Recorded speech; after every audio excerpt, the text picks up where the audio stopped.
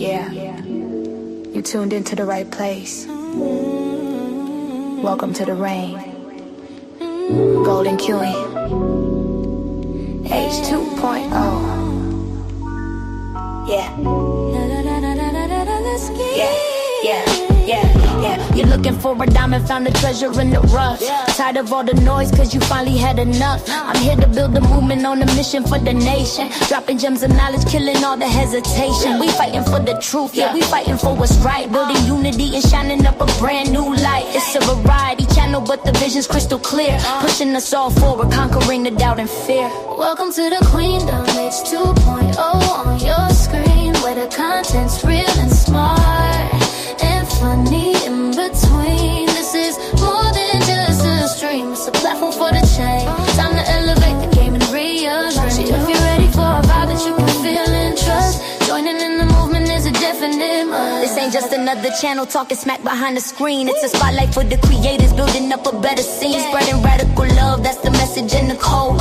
Helping everybody carry up a heavy load. From social justice issues to the laughter that we need. Planting seeds of progress, watch them grow from just a seed. This is authentic, this is raw, this is everything you saw. Welcome to the battle that is truly being fought. Ooh, so come with your respect and see the real effect. Cause I protect my own right here on the throne. Don't make me envy. Unleash the dragon.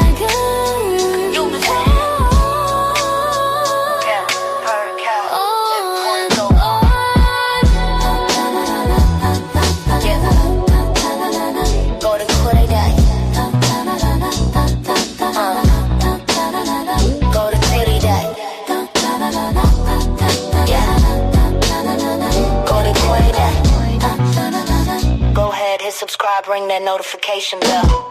Yeah, you don't wanna miss a thing. Welcome to the family.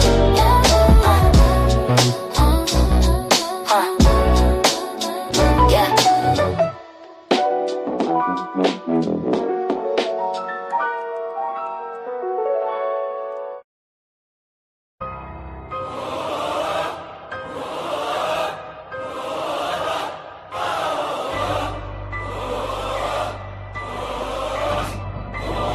The light doesn't ask for permission to break the dark. The era of the wolf is over. Yo, check the blueprints, the foundation is rotted. The contracts were signed while the victims were clotted. In rooms full of velvet where demons played God. With a wink and a nod and a soul-crushing fraud. The open secret, the industry's ghost. The guest list is public, we're burning the host.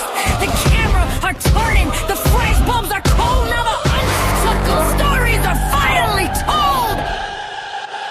Oh, let the truth rain down. Wash the blood from the floor. The giants are falling. They're knocking at the door. For every cry in the dark, for every heart that was torn, there's a brand new day. And the justice is born. No more NDAs for the monsters in suits. You can't hide the poison by polishing fruit. From the screen to the stage, the structure is shaking. The casting couch empire is finally breaking. We see the trafficking, the payoffs, the greed, the industry standards that made the world bleed. The cycle is snapped, the silence is dead. We're taking the ground where the vultures once fed. The one who was silent, you are heard. To the one who was hidden, you are seen. The shame wasn't yours to carry, lay it down. Lay it go. You are yours. You are free. You are free. Oh, let the truth rain down. Wash the blood from the floor. The giants are falling. They're knocking at the door. For every cry in the dark, for every heart that was torn, there's a brand new day. And the justice is It's coming down. It's coming down. Truth is calling. No more masks, no more lies. Coming down. It's coming down. No more masks, no more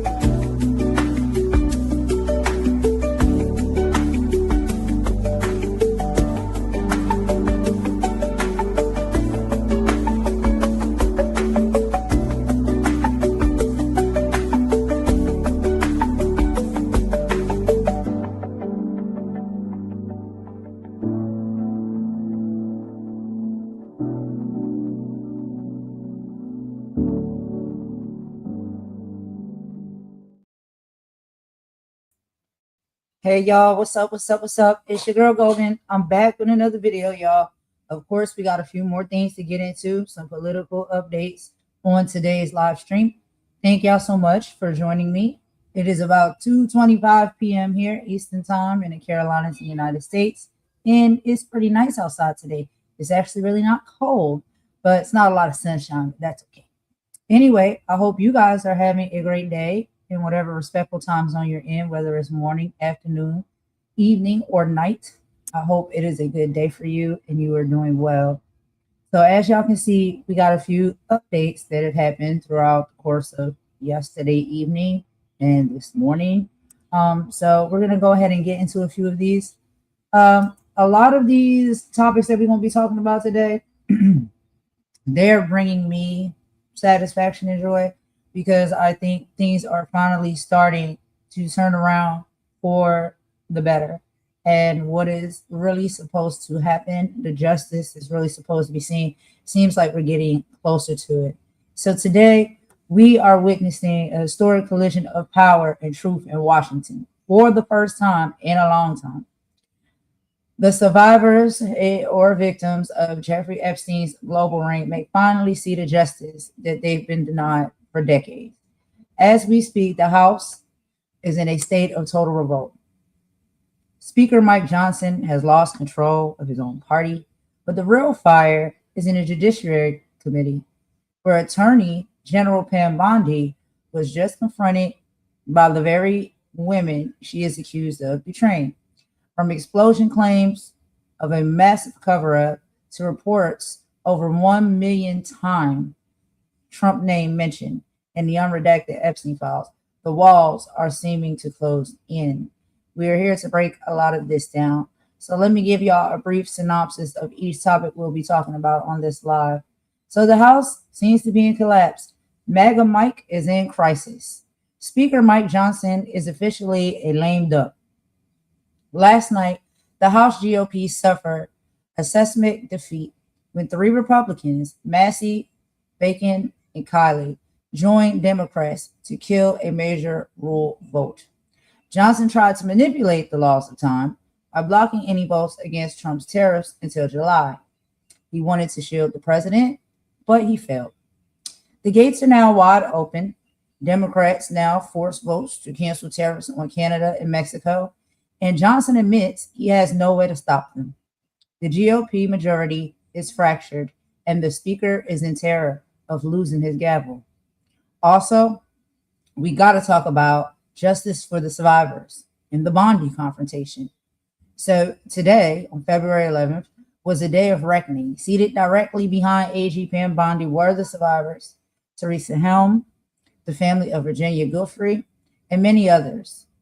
The accusations that were necessarily made towards her, coming from Representative Jamin Raskin, looked Bondi in the eye and said, "You are running a massive Epstein cover-up." He revealed that the DOJ redacted the names of powerful abusers to save them from embarrassment. But in an act of staggering incompetence, they left the names of 1,000 victims exposed to the world. Also, the lie under oath moment. Representative Ted Lieu told Bondi flat out, "I believe you just lied under oath." Regarding her knowledge of the files, linking the president to Epstein, Bondi refused to apologize to the survivors in the room, calling the hearing a circus. Then we got to get into 1 million mentions bombshell. So Jamie Raskin confirmed that in the unredacted DOJ database, a search for the word Trump returns over 1 million hits, meaning it came up 1 million times. The truth in all of this is, while many of these are duplicates or new clippings, Raskin says the volume is undeniable. Trump is all over these documents, and there are missing pieces. There are still 3 million pages being withheld by the DOJ. Raskin and Ro Khanna are demanding they be released today, saying the American people and the survivors deserve to see every single word. And then also, we will be getting into Stephen A. Smith and the True Social scandal. So we know a racist video depicting the Obamas as apes was posted to Donald Trump's True Social page and was left up for 13 hours before being taken down. After first claiming fake outrage, the White House blamed a staffer, but the damage is already done. This sports reporter, Stephen A. Smith, now has blasted the post, joining the GOP leaders like Tim Scott, who called it unacceptable. This isn't a political scandal, it's a cultural firestorm, and is alienating the very voters the GOP needs for the 2026 midterms. The truth is coming out, y'all, and we're going to get into a lot of that on today's live. So let's go ahead and play our first video of the live. Let's hear some from MAGA Mike.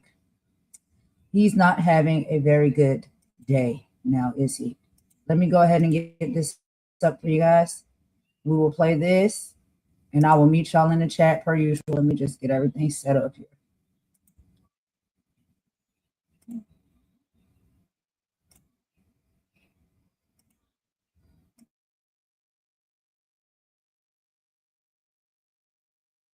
The resolution is not adopted. Without objection, a motion to reconsider is laid on the table. A humiliating defeat for MAGA Mike Johnson. What you just saw right there was a vote where MAGA Mike Johnson lost the vote despite having a majority in the House of Representatives. He lost the vote as GOP members defected. The vote was 217 against to 214 in favor, and the vote was on something called a rule that would create the parameters for a debate on future pieces of potential resolutions and legislation. But what made this a very big deal is that in this so-called rule, MAGA Mike put in a poison pill that would prevent Congress from having any debate or votes on Donald Trump's so-called emergency tariffs against the world, and that MAGA Mike would cut off a vote about whether or not Congress could declare Trump's tariffs against the world illegal. And MAGA Mike wanted to push that vote off for a year, and he slipped it into this rule to try to get Congress to agree to not even debate a vote on whether or not Trump's tariffs against the world can be declared unlawful. So what happened here was when the GOP defected against MAGA Mike, this will allow a resolution to come to the House floor today declaring Donald Trump's tariffs against Canada and the rest of the world unlawful. If the rule passed, then the rule would have prevented that vote from happening. And I can get really into the weeds of kind of congressional procedure, because you may be wondering, well, can't MAGA Mike block a vote that would block Donald Trump's tariffs against. You can't because of something called a National Emergencies Procedures Act. And because what this would be considered, blocking Donald Trump's tariffs against the world would be called a privileged resolution. You're allowed to bring it at any time, and any member of Congress, Democrat and MAGA Mike, is unable to block it. So this is a big deal. What we expect a vote that comes tax against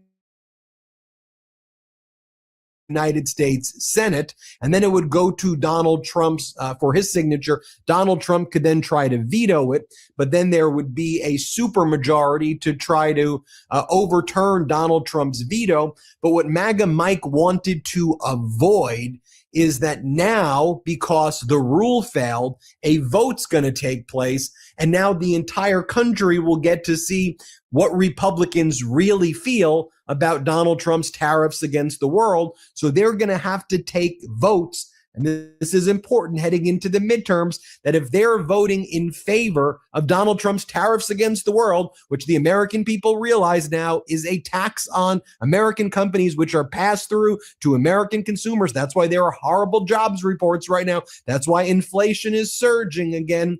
Then Americans can now hold these members of Congress accountable. So MAGA Mike wanted to have this rule to prohibit debate, to allow a vote to block Donald Trump's tariffs against the world, to protect, you see what I'm saying here, to protect his Republican members from having to take this vote in the first place. And now they all get exposed. You see, we did a little Schoolhouse Rocks right there. I think that's kind of the graduate school level Schoolhouse Rock. So here was the big news last night. The rule fails. And the vote right there, 217 against, 214 in favor. As Jake Sherman from Punchbowl News reports, the House has defeated a rule that would have blocked lawmakers' ability to bring up resolutions challenging Trump's tariffs. The vote was 214 yay, 217 against. Thomas Massie, Kevin Kiley, and Don Bacon all voted no. These resolutions will now flood the floor in the months running up to the election, so we can expect votes perhaps as early as today in the House blocking Donald Trump's tariffs against Canada and other countries. And members are going to have to vote one way or another how they really feel. They can't hide behind the rule. Now, this rule was kept open, the vote on it, for hours and hours and hours, and MAGA Mike was trying to intimidate Massie and Bacon and Kiley to flip their vote to yes. But the thing is that you have Donald Trump like viciously attacking Massie and Massie's wife. And by the way, Don Bacon has been someone who's been very outspoken against Donald Trump's tariffs against the world. And Kiley is a very vulnerable Republican right now in California after Prop 50. So they certainly weren't changing their votes, and they all voted against the rule, and they could not be coerced by MAGA Mike. Aaron Frischner says, this was Mike Johnson's third failed rule vote of the 119th Congress, bringing him closer to tying the modern era record for rule failure in the House, which is currently held by Mike Johnson from the 118th Congress. It is so rare for rules to fail. They're basically procedural in nature. You just pass the rule and then you go on and actually vote on the thing. But MAGA Mike can't even get the rules passed. But then again, he slipped into the rule, the poison pill, to block Congress from exercising its Article 1 power to be involved in taxation and be involved in regulating tariffs. Tariffs are a form of taxation. Congress member Don Bacon said the following: I don't like putting the important work of the House on pause, but Congress needs to be able to debate on tariffs. Tariffs have been a net negative for the economy and are a significant tax that the American consumers, manufacturers, and farmers are paying. Article 1 of the Constitution places authority over taxes and tariffs with Congress for a reason. But for too long, we have handed that authority to the executive branch. It's time for Congress to reclaim that responsibility. I also oppose using the rules votes to legislate. I want the debate and the right to vote on tariffs. Now, earlier in the day, MAGA Mike Johnson was asked about Howard Lutnick, Donald Trump's Commerce Secretary, who testified before the United States Senate yesterday and admitted that he brought his little children back in 2012 to Epstein's Island, but he saw nothing wrong about doing that. And MAGA Mike was asked, well, you know, Howard Lutnick lied and said that he had never been to Epstein Island and only saw Epstein once in 2005, and now he's bringing his children there. Like, do you think he should resign? Because it shows pretty poor judgment to lie about child sex trafficking relationships with Epstein and knowing Epstein, and then to bring your children to an island where child sex trafficking is happening. Not saying that that's what happened at all with his children, but it's pretty bad judgment to bring your children to an island where children get sex trafficked and then tell your friend to bring their children there. So MAGA Mike, what do you think about that, MAGA Mike? Here, play this clip. Mr. Speaker, Howard Lutnick had said that he had cut off ties with Jeffrey Epstein in 2005. The documents that came out contradict that. Democrats and Thomas Massie say he should resign. Do you think that Howard Lutnick should resign? Of course not. It's absurd. Howard Lutnick is a great Commerce Secretary. He's done an extraordinary job for the country. And Thomas Massie should stop doing political games. Do you have any concern about Lutnick's ties with I don't know anything about that. I know Howard as an individual, and I trust his word on it. I mean, I don't know of the timing and all that. I'm not sure. You have to ask others. Do you have any interest in reviewing the unredacted files, sir? The FC files? Of course, I have an interest. For me, it's timing. I've got Chairman Comer and many of our colleagues that are going down to comb through that. Chairman Comer will go do it himself. I have a lot of faith in him and his ability and his team. The lawyers of oversight are going through it, and members themselves, as you know, it's unredacted and available to everybody. I intend to go down myself. Right now, I'm trying to keep the train on the tracks, and we've got to do all this stuff simultaneously. So I am convinced the DOJ is complying with everything they're required to do. We still have a pending report where they will formally explain why some of the redactions were made. But I think it's a good move for them to put the millions of documents in the SCIF so that members can go in and see and verify this for themselves. There's some good work, good review being done on that. I applaud it. It's important. We have to make sure that justice is carried forward for these victims, and we're all committed to that. On reconciliation. Sorry, did you not have, or you didn't have your mic? What's that? I didn't have anything. Oh, okay. Did you record it? Yeah, I did. Yeah, Okay. yeah. But I No one took gave you it your out because Yeah. And now okay, you guys got to tell me this thing. Right. Is there supposed to be a mic? Monday.com, the opposite of any work platform we tried in the past. Shortly thereafter, MAGA Mike Johnson was seen running away from reporters who were simply asking him his response to Donald Trump using the Department of Justice to try to indict 2 Democratic senators and 4 Democratic House members. But ultimately, the grand jury rejected the indictment, and Trump was trying to indict them for making a video telling members of the military that they must refuse unlawful orders. So, MAGA Mike, what was your response to that? Or are you just going to run away, try to formulate your thoughts, and then ultimately agree with whatever you think Donald Trump wants you to say? Here, play this clip. Mr. Speaker, news just broke this evening that federal prosecutors tried to indict the 6 Democrats in the disobey illegal orders video, but a grand jury in Washington rejected that. Do you believe that those 6 Democrats should be indicted? I'm going to reserve comment on this until I review that. That's the first I've heard of it. I mean, look, I think that anytime you're obstructing law enforcement and getting in the way of these sensitive operations, it's a very serious thing, and it probably is a crime. And yeah, they probably should be indicted. But they were just reiterating the law that members of the military should not have to obey illegal orders. Yeah, but I think they went further than that. I think they were suggesting that they disobey the orders, and I think that crosses the line. So it was very serious. I'm glad due attention's been paid to it, and I hope that they straighten up their act. Doesn't it annoy you that all your devices have different charging cords? Your phone, your headphones, your watch, your Kindle, all different. Honestly,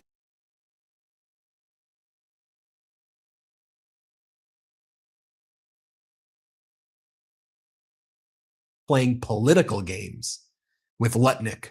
Political games?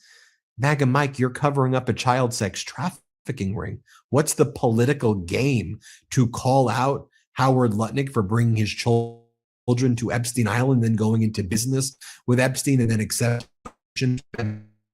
award you won in 2017? Public from Kentucky, Thomas Massey. Today that you should stop playing political games, and he said that Howard Lutnick is a great Commerce Secretary. What's your response to that, sir? The speaker has to do what Donald Trump wants. The speaker right now, I think we're stalled on a vote in the House because he can't get the bill passed, and he can't afford to lose any political capital. So what he's decided to do, instead of siding with the American people or siding with our Republican conference, he's siding with Donald Trump and basically doing whatever Donald Trump wants him to do over here. Republican Congressman Thomas Massey, thank you for joining us again tonight. I appreciate you coming back here on the show. Thanks, Caitlin. Maybe my voice will come back next time. Yeah, we'll get you some tea. Thank you so much, sir. More from Massey here on Lutnick. Let's play it. Secretary Lutnick today, as you heard, you'd called on him to resign before he came out today and acknowledged that, yes, he did go to Jeffrey Epstein's island with his family and another couple in 2012. Obviously, he had said that they'd cut off contact back in 2005. Based on what you heard today, did that change your mind at all? It solidified my decision. Look, the problem isn't that he went to Epstein Island. That's not a crime. It's not appropriate, I would say, to take your family to an island where people knew that bad things were happening. The problem is, how do you have confidence in the Secretary of Commerce who lied about it just recently? Like, that podcast wasn't that long ago. He lied about it recently, and then he was forced only when he was sworn in to give a truthful answer. And I think it's a matter of confidence in the people who are leading this country. And I don't have confidence in somebody who will lie like that. And then Massey talks more about what he saw in going through some of these additional redactions and what he saw with Lutnick. Here, play this clip right here. I believe you went back to the Justice Department today. If you did, what more can you tell us about what you saw? Well, I saw that Lutnick shared his phone number with Epstein and that their assistants were setting up phone calls between them. So there is at least that other connection. I didn't find any new names today. I didn't have a lot of time to spend there. But by the way, it's a room with 4 computers and it's busy all the time. There's always at least 4 congressmen in there. And the main complaint that I hear as we search through these files is that when you unredact some of the files, you encounter more redactions. And then when we ask the DOJ, why are these files redacted? Why can't we remove the redactions? The DOJ says, well, that's the form in which we received the files. Now, here's the problem with that, Caitlin. The legislation I wrote directs the Attorney General to produce the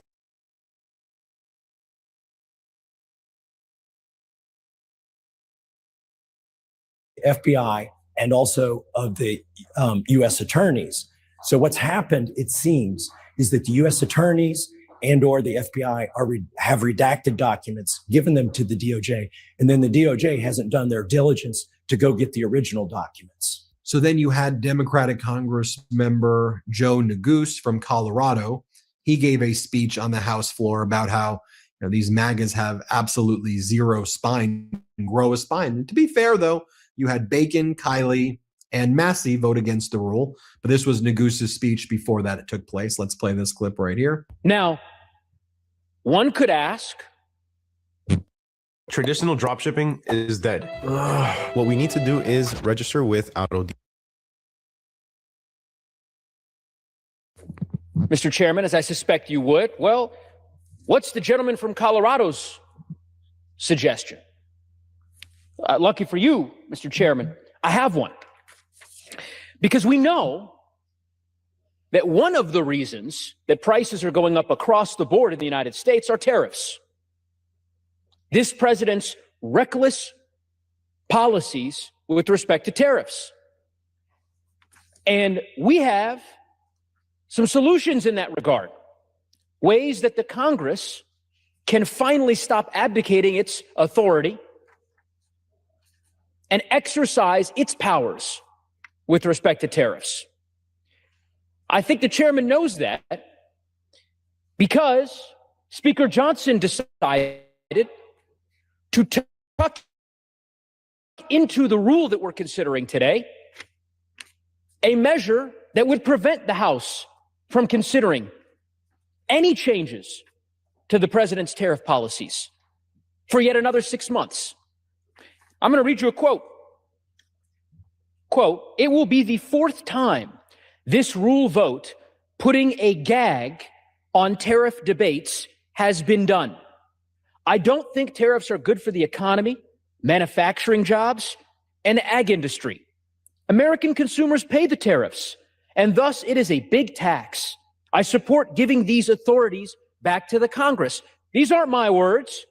These are Republican Congressman Don Bacon's words, your colleague, who agrees that what Speaker Johnson is trying to do is yet again gag the United States Congress. So to Mr. Bacon, I say thank you for your honesty. And to the rest of my colleagues, I say, where is your backbone? Where is your spine? Stand up for the Constitution as your colleague is doing. Stand up for the House of Representatives. Stand up for your constituents. Shameful, Mr. Speaker. And I'm hopeful that perhaps that political courage that Mr. Bacon is showing will be contagious. Maybe a few more of my colleagues will join him. And just to see how recklessly Donald Trump deals with tariffs, this is what Donald Trump was saying last night on an interview with Larry Kudlow on Fox about why he put additional tariffs on Switzerland, because he didn't like the way the prime minister of Switzerland, he's like, it was like a lady. I didn't like the way the lady was talking to me. Play this clip. Then I got an emergency call from, I believe, the prime minister of Switzerland, and she was very aggressive, but nice, but very aggressive. "Sir, we are a small country. We can't do this. We can't do this. I couldn't get her off the phone. "We are a small country." I said, "You may be a small country, but we have a $42 billion deficit with you." No, we are a small country. Again and again and again. I couldn't get her off the phone. So it was at 30%.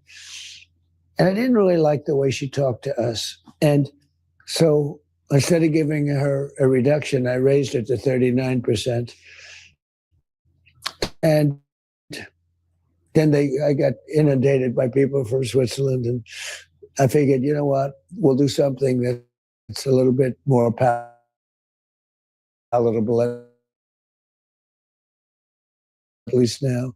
But I realized that all these, Switzerland,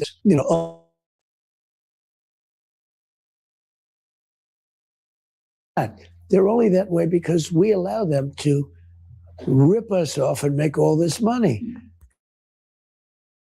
And then it's further evidence of Donald Trump's attack on Congress. I'm sure you've heard the story by now. Yesterday, Donald Trump tried to indict the 6 members of Congress, 2 senators and 2 House of Representatives and 2 Congress members for making the video telling our soldiers that they are not allowed to follow unlawful orders, which is a restatement of the law.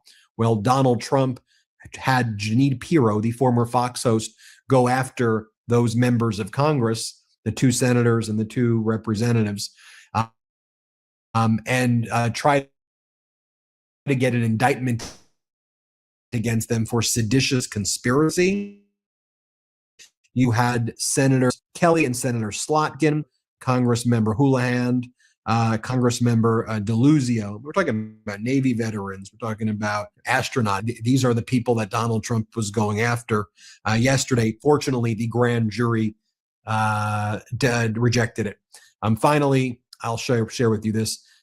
Here's what Bernie Sanders had to say yesterday about, we know the jobs report is horrible, but here's what Bernie Sanders said that when Donald Trump keeps bragging about the best economy. Here, play this clip. In terms of, I got to tell you though, I seen that tape you just rolled. You wonder whether Trump is completely crazy and delusional, or just a pathological liar. But the idea that anybody would believe that this is a great economy when 60% of our people are living paycheck to paycheck, when the cost of the healthcare is going up, people can't afford housing, people can't afford their basic groceries, childcare system is dysfunctional, people can't afford to go to college. And if this is the greatest economy in the history of the world, God help us. So now the question is MAGA Mike going to try to shut down Congress? Now that the rule has failed, will MAGA Mike try to shut down Congress, especially as they're terrified that Congress is getting deeper and deeper into the Epstein sex trafficking ring information? Like we know Jamie Raskin was at the DOJ yesterday and the day before, as well as many members of the House of Representatives were, and they've uncovered there were $1 million companies.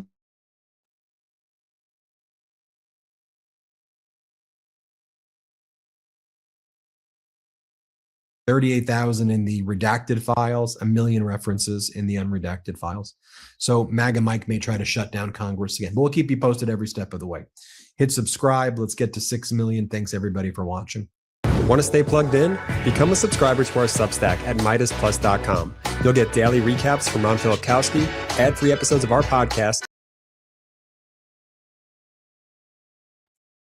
All right, y'all. So that was the first video of the live. As y'all can see, we heard it all clear.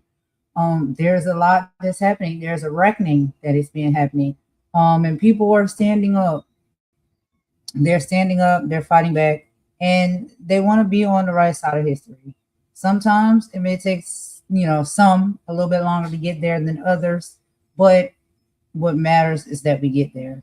And so we're going to go ahead and take a quick song break. And then we're going to get into this Pam Bondi saga, which I do have a few pieces of footage to show you guys from some of the hearing with Pam Bondi and how she's been called out, rightfully so. Yeah, it's really interesting. If y'all haven't seen it, we're going to get into it and we'll talk a little bit about it as well. And we also have to keep, our hearts and our arms wrapped around the survivors and the victims of all of this, because, while all of this is happening and being played out and coming to the forefront, there's still survivors and victims that are seeking justice and they have to relive these things as it's being talked about and as it's being dealt with. And so we want to have a level of, love and comfort to give to them, because it's not easy. And so we try to do this with respectability. We try to do this with empathy and sympathy and love. And so, that's why I can't show certain things. But yeah, they roasted Pam. And we're going to get into it. Let's take this quick song break and we'll be right back, okay?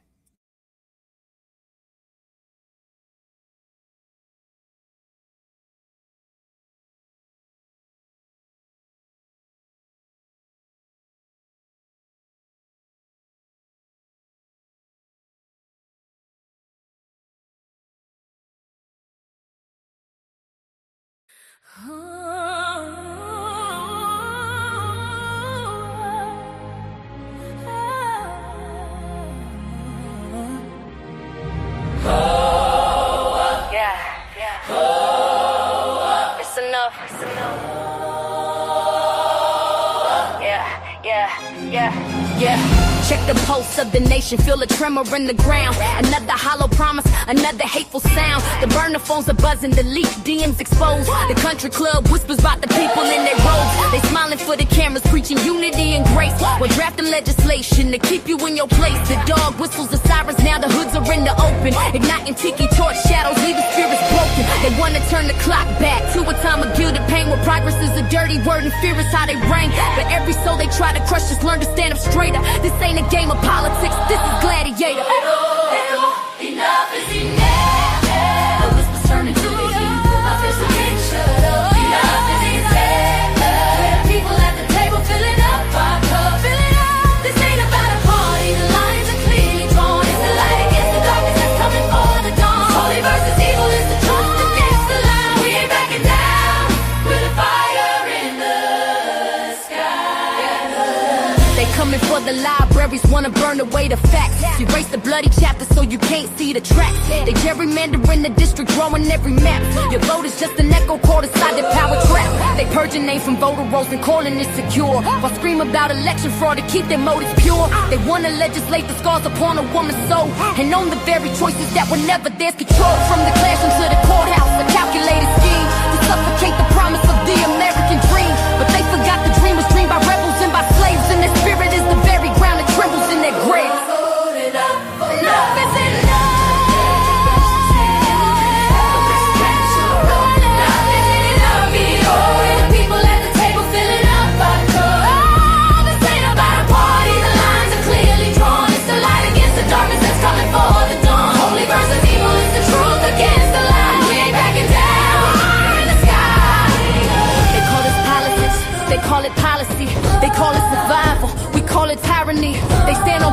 teachers with a Bible in their hand, but don't know the first thing about the soul of this land. This is for the teacher hiding books up on the shelf, for the doctor taking notes to more than just himself. This is for the dreamer facing down an ice patrol, for every ancestor's prayer that paid a spirit's toll.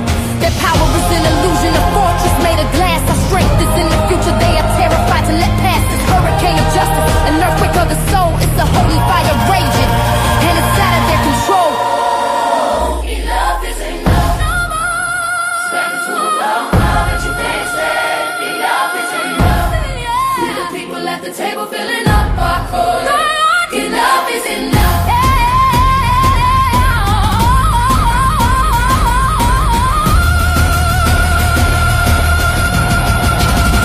Enough is enough.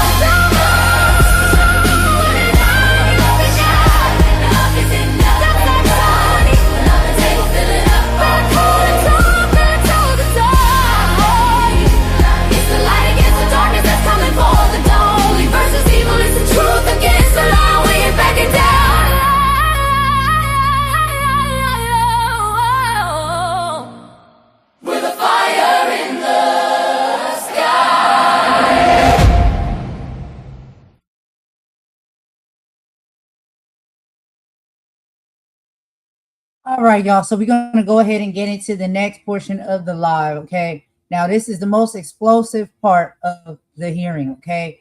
Attorney General Pam Bondi walked into the House Judiciary Committee, but she wasn't alone. She was sitting right behind her, just inches away from her, were survivors of Jeffrey Epstein and his global, you-know-what, ring.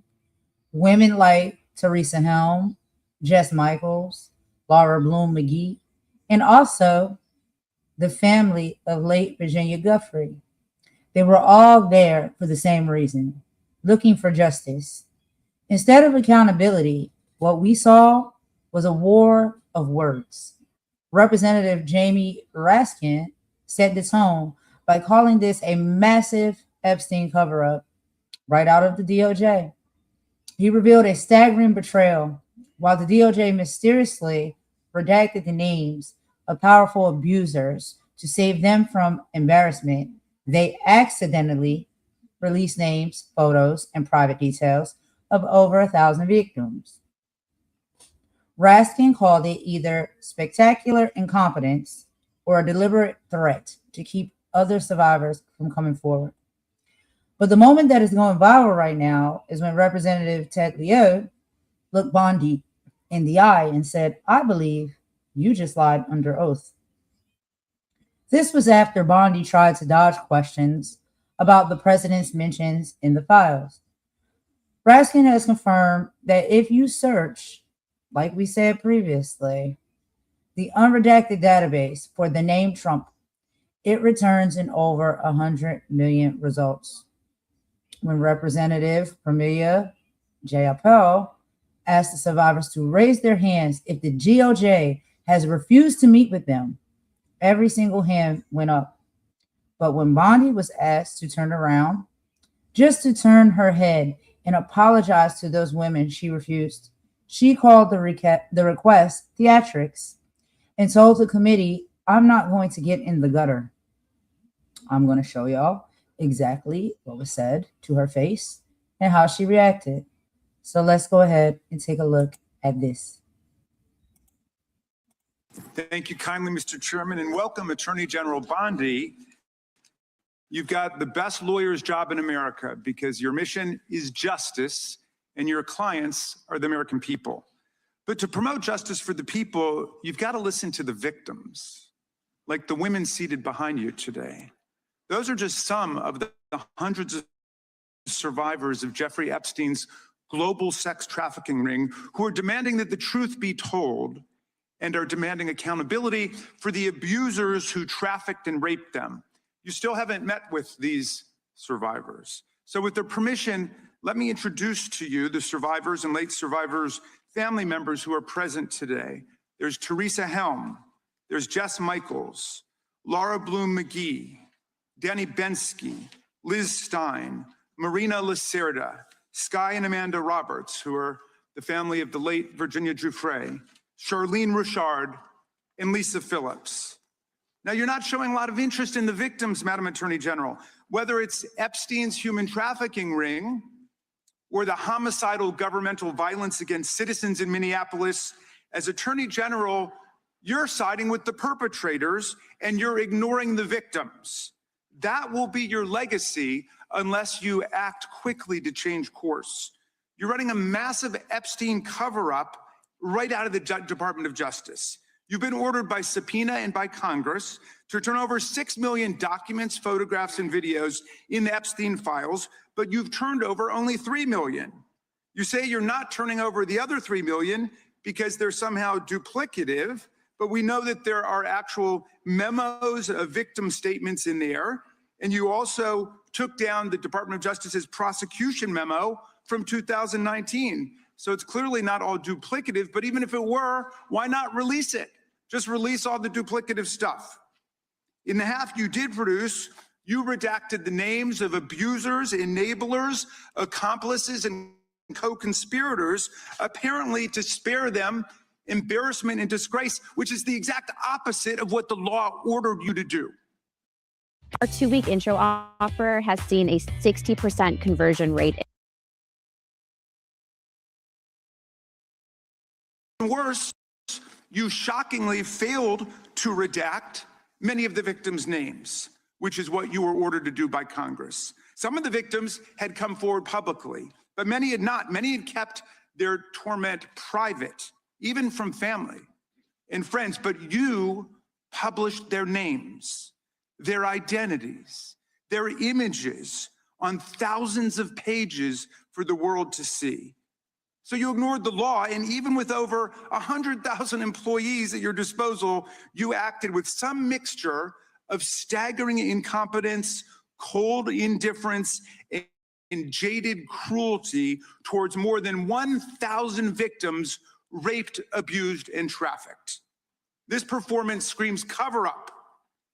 Convicted sex trafficker and groomer Ghislaine Maxwell opened the gates of hell to Virginia Giuffre and hundreds of other victims, as Virginia recorded in her remarkable book, Nobody's Girl. But when Maxwell was subpoenaed to come testify before Congress, you and Todd Blanche quickly moved her from a higher security prison to a minimum security camp in Texas, where she's enjoyed 5-star treatment, including catered meals, private gym time, and access to a therapy puppy. All because Todd Blanche, who's utterly failed to investigate the monstrous crimes of Epstein and Maxwell's co-conspirators, spent 9 hours with Maxwell and satisfied himself that she would have nothing untoward to say about Donald Trump, which is your only real interest in the matter, based on institutional performance. But abandoning victims and coddling perpetrators is what you do best. When the FBI opened a criminal investigation into the brutal killing in Minneapolis of Renee Good, a poet and 37-year-old mother of 3, by Trump's masked paramilitary ICE agents, you shut it down. You claim you're investigating the cold-blooded murder of Alex Preddy, an ICU nurse at the VA. But how can we trust the administration when the president and Kristi Noem call Preddy a domestic terrorist and Stephen Miller called him a would-be assassin? Not only do you refuse to share evidence with the state and local investigators and prosecutors in Minnesota, you have blocked their access to the crime scene and the evidence. How are you seeking justice for Marimar Martinez, the Montessori school teacher in Chicago who was shot 5 times by a Border Patrol agent who bragged about it on text? Or the family of Keith Porter, a father of 2 shot and killed by an off-duty ICE agent in LA? Or the family of Silverio Villegas Gonzalez, shot and killed in Illinois minutes after he dropped his kids off at school? There's no sign of any movement at the Department of Justice. You even launched a criminal investigation into Renee Good's grieving widow. How sick is that? But it's even worse. You've turned the People's Department of Justice into Trump's instrument of revenge. Trump orders up prosecutions like pizza, and you deliver every time. He tells you to go after James Comey, Letitia James, Lisa Cook, and Jerome Powell, the head of the Federal Reserve Board, and members of Congress like Adam Schiff, Mark Kelly, Alyssa Slotkin, Chrissy Houlihan, Jason Crow, Chris DeLuzio, and Maggie Goodlander to name a few, and you snap to it. You replace real prosecutors with counterfeit stooges who robotically do the president's bidding. Nothing in American history comes close to this complete corruption of the justice function and contamination of federal law enforcement. And the good news is many serious lawyers at DOJ, including some of your own original appointees, have refused your lawless orders. Danielle Sassoon, your original pick for acting U.S. Attorney in Manhattan, resigned rather than follow your corrupt order to quash an indictment against Mayor Eric Adams as a political favor from Donald Trump. A Federalist Society member who clerked for Justice Scalia, U.S. Attorney Sassoon refused to participate in this blatantly corrupt scheme.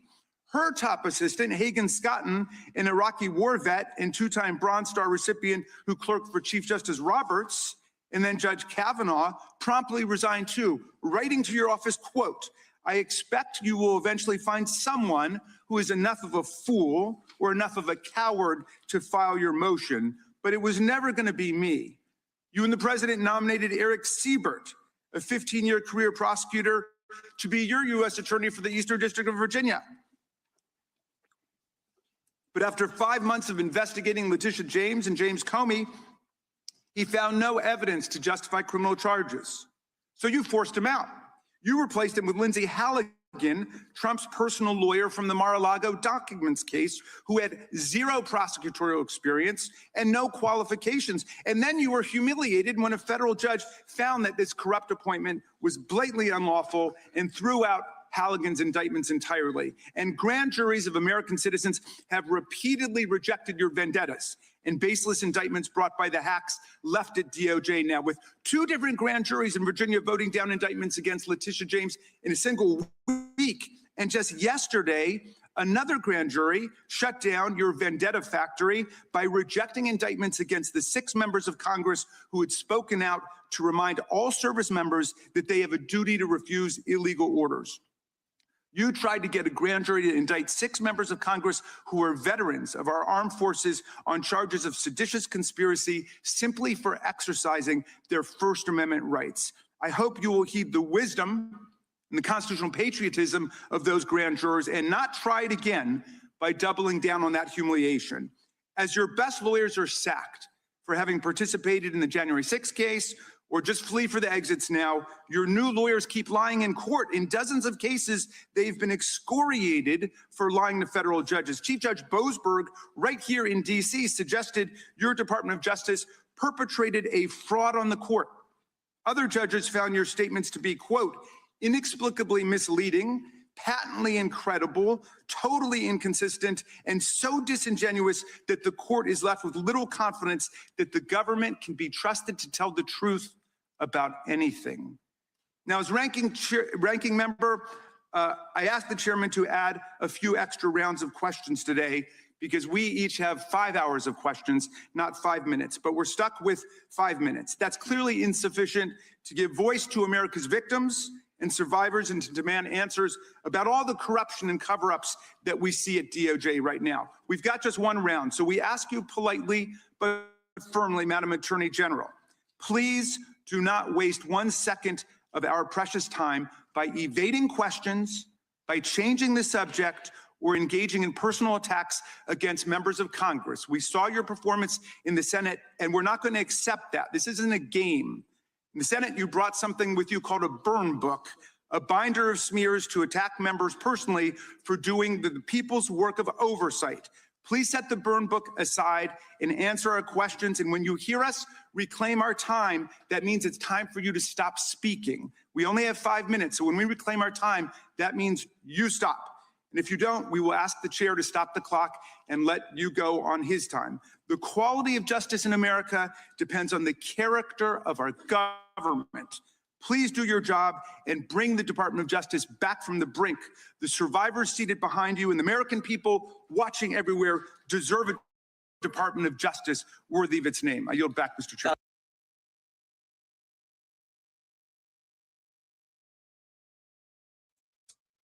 All right, y'all. So that was just one of the first videos where we seen exactly what needed to be said and addressed was said and addressed towards Pam Bondi.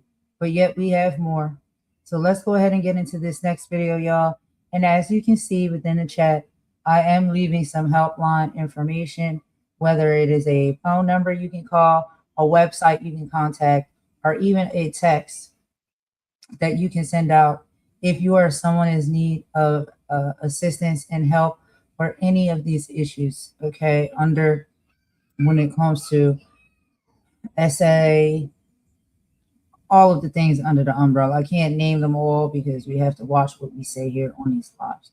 But you will see in the chat that all of these resources have been listed. And if anyone needs one, they will be right here. And not only do I have United States resources, I also will be posting up now a few international resources as well. Let's go ahead and get into this second video, guys, and we will be right back.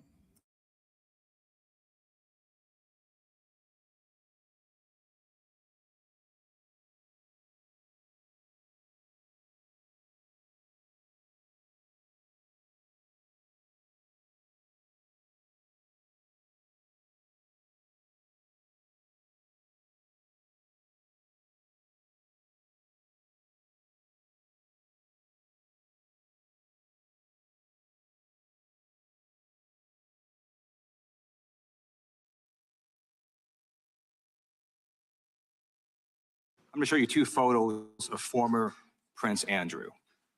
Prince Andrew attended various parties with Jeffrey Epstein. Under the law Congress passed, you were allowed to redact photos to protect the victims of Epstein's sex trafficking operation. You redacted the photos of this victim's face because you were following the congressional law. Is that correct?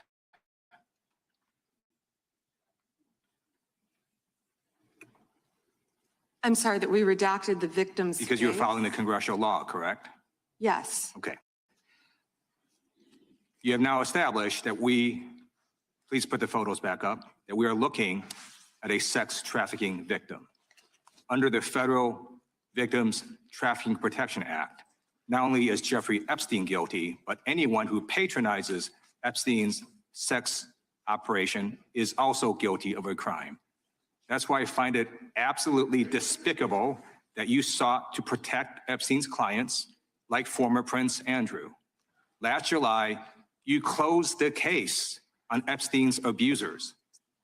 The July 2025 memo from your Department of Justice stated, quote, "We did not uncover evidence that could predicate an investigation against uncharged third parties." These two photos, please put the photos back up. These two photos staring you in the face are evidence of a crime and more than enough evidence to predicate an investigation against former Prince Andrew. So I ask you, Attorney General Pam Bondi, why did you shut down this investigation last July, and why have you not prosecuted former Prince Andrew? I don't believe you asked Merrick Garland these questions when he was Attorney General and set before. I agree with you. You twice. I'm reclaiming my time. I agree with you. I agree with you. During the Biden administration, I called for people looking at Epstein files. Merrick Garland dropped the ball, as did Attorney General Bill Barr, as did Alex Acosta, a whole string of failures. But you are in charge. You have the power to change things, to hold these men accountable, and you're doing the opposite. You're protecting them. So I want to move on to another man. Can I answer Donald that? Trump. I want to move on to another Can I answer question. your question about protecting? You answered the question. You're saying no. I love this. I want to discuss another man, Donald Trump, who is all over the Epstein files, like former Prince. Here's the video.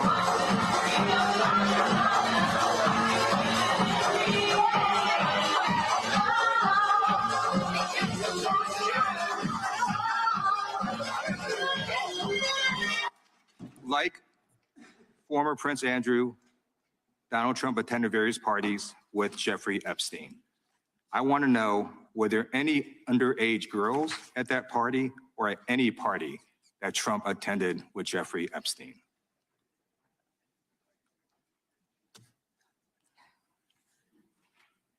This is so ridiculous, and that they are trying to deflect from all the great things Donald Trump has done. There is no evidence that Donald Trump has committed a crime. Everyone knows that. This has been the most transparent presidency. He's the one that asked that those files I'm claim my time. be I got your released. answer. You said there's no President evidence. Trump asked Chairman, that please he stop the clock. signed Stop the clock. the legislation. This is I'd like to take my time. belongs to the gentleman from California. Okay. I'm going to put up another document from a witness who called the FBI's National Threat Operations Center because I believe you just lied under oath. There is ample evidence in the Epstein file. Don't you ever accuse me of a crime. I believe you just lied under oath, and this is on videotape. You said there's no evidence of a crime. I'm showing you, here is a witness statement who called into the FBI's Threat Operations Center. He drove Donald Trump around in a limo. He overheard what Donald Trump said to Jeffrey on his cell phone. He was so angry, he was going to stop the limo and hurt Donald Trump. And he met a girl who said she was raped by Donald Trump and Jeffrey Epstein. She later had her head blown off, and officers at the scene said that could not have been suicide. No one at the Department of Justice interviewed this witness. You need to interview this witness immediately. Epstein should rot in hell, so should the men who patronized his operation. And as we sit here today, there are over 1,000 sex trafficking victims, and you have not held a single man accountable. Shame on you. If you had any decency, you would resign right after this hearing concludes. The gentleman has expired. May I respond? Yeah, I don't know how you respond. No one can. I did not ask a question, Ms. Head. You're allowed to. I did not ask a question. Crime in California. He does not want to talk about I did not ask a crime question. in his She state. can't just add He's lip going stuff. I after did not Donald ask a Trump. question. Meeting will be in order. The gentleman has yielded back his time. I think our next witness.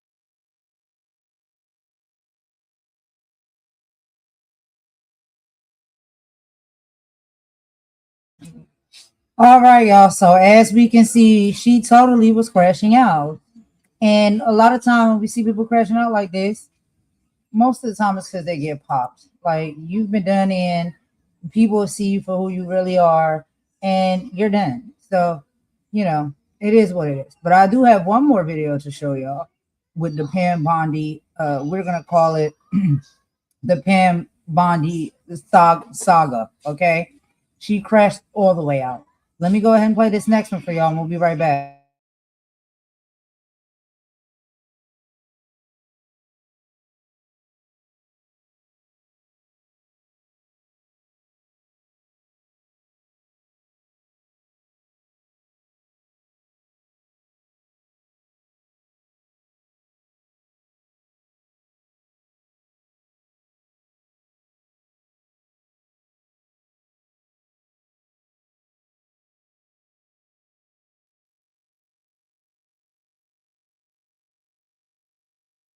If you are willing, please stand.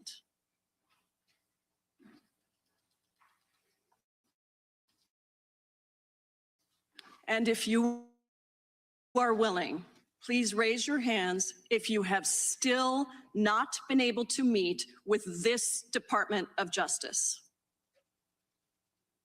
Wow. All of them. That just blows up what Pam Bondi said 60 seconds back, that anybody can meet with them. It has been a while since we have seen a grilling like this on Capitol Hill, but Attorney General Pamela Bondi sat today in front of the House Judiciary Committee and faced bipartisan skepticism about her and her DOJ's handling of the Epstein files release. Not only have they violated the Epstein Files Transparency Act like 50 times now, every single day is a violation of the Epstein Files Transparency Act. Not only have they under-redacted the names of victims and then over-redacted the names of perpetrators, but this entire process has very clearly been long, drawn out, and pried out of this administration against their will. Well, enter Pam Bondi. She was the one who originally reopened the wound last February when she said, "I have the files sitting on my desk right now." 1 year later, she is sitting in front of members of Congress who are grilling the hell out of her. I want to walk you through essentially everything that happened because, as Kyle Griffin points out, it results in Pam Bondi refusing to apologize to the survivors of Jeffrey Epstein's abuse for her actions in the Epstein case. To make matters worse, for Pam Bondi, the Epstein survivors were sitting feet away from her, just a few feet away from her in this room, and they stand up for a moment And Pam Bondi has nothing to say. She refuses to apologize, even at the request of multiple members of Congress. These survivors, like even beyond the Trump administration, by the way, these survivors have been trying for decades to have their story heard. Back in 2007, 2008, Epstein got this crazy plea deal in Florida that was screwing over the survivors. And then throughout years and years, these women weren't listened to by men in power, but the Trump administration is clearly the worst offender trying to hide these files because they have every incentive to. Howard Lutnick is in them. Donald Trump is in them. Elon Musk is in them. It's almost like if you want to be in the administration, you have to be in the files. Either way, I digress. Let's start off where it all began. Democratic Representative Jamie Raskin of Maryland starts off by introducing it and saying, listen, you have victims, you have hundreds of survivors of Jeffrey Epstein out there, and you have a few seated behind you today. As always, if you appreciate the Adam Mockler feed, make sure you drop a like. Make sure you're subscribed, whether you're on YouTube or Facebook or the Spotify feed. We are everywhere providing breaking news all day. Let's start where it all began. Welcome, Attorney General Bondi. You've got the best lawyer's job in America because your mission is justice and your clients are the American people. Yep. But to promote justice for the people, you've got to listen to the victims, like the women seated behind you today. Those are just some of the hundreds of survivors of Jeffrey Epstein's global sex trafficking ring who are demanding that the truth be told and are demanding accountability for the abusers who trafficked and raped them. You still haven't met with these survivors. So with their permission, let me introduce to you the survivors and late survivors' family members who are present today. There's Teresa Helm, there's Jess Michaels, Laura Bloom McGee, Danny Bensky, Liz Stein, Marina Lacerda, Sky and Amanda Roberts, who are the family of the late Virginia Giuffre, Charlene Richard, and Lisa Phillips. Now, you're not showing a lot of interest in the victims, Madam Attorney General, whether it's Epstein's human trafficking ring or the homicidal governmental violence against citizens in Minneapolis. As Attorney General, you're siding with the perpetrators and you're ignoring the victims. All right, y'all. So as we heard, this is more of what has happened during the entire trial, playing from beginning to end, multiple clips. And so I don't want to repeat anything for y'all that y'all already heard. But I just wanted y'all to hear that first part, which was something that we hadn't heard in the previous video. And it really does point out the fact that these people are sitting right there behind her, and they are looking for justice. They are looking for an apology. They're looking for an explanation, and she refused to give them any of that today. Nasty work. Anyway, y'all, let's go ahead and move right along. We're going to take a quick song break, and then after that, we're going to get into our next topic for the live, and we will be talking about a little bit more. Excuse me. Let me go ahead and take that on mute. My bad. So we will be talking about the unredacted files, a little bit of the unredacted Epstein files, and how Trump's name has come up over 1 million times now. And Congress seems to be standing on the right side of history, I guess, for once in their life. We can't be sure. But let's go ahead and take a song break, and we'll get into this next video.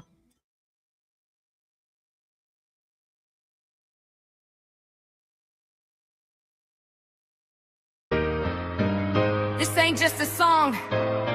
This is a movement. They tried to bury the truth, but they forgot we were seeds. Golden Queen in the building.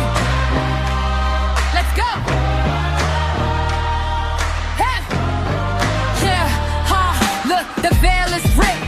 The secrets are leaking. The people are woke, and the spirit is speaking. They had the industry locked in the basement of fear, but the sound of the justice is all that I hear. From the boardrooms to the sets, yeah, we're cleaning the house.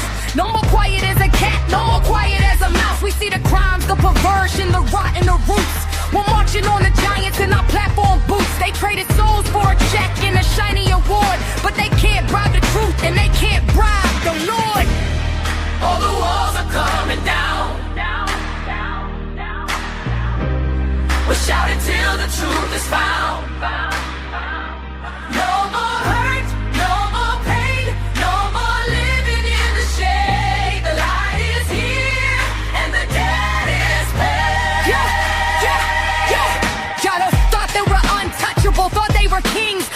the whistleblowers started clipping their wings. The traffic in the payouts, the shut up money. Now the archives are open and it's looking real sunny. We're standing for the children, we're standing for the weak. The power is returning to the ones who couldn't speak. This is activism, music with a mission and a goal. We're taking back the culture and we're saving the soul. The industry is shaking from the floor to the ceiling, cause the exposure is the start of the healing.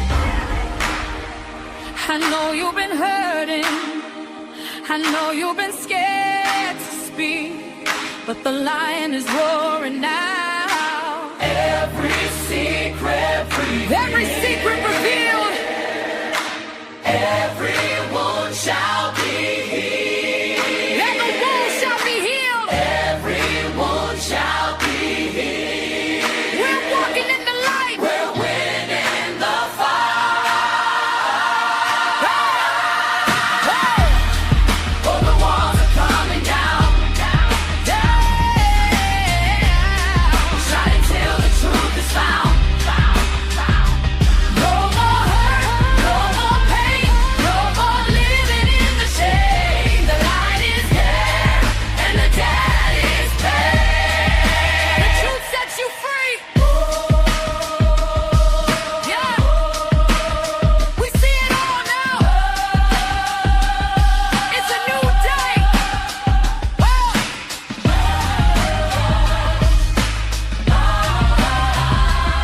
It's a new day.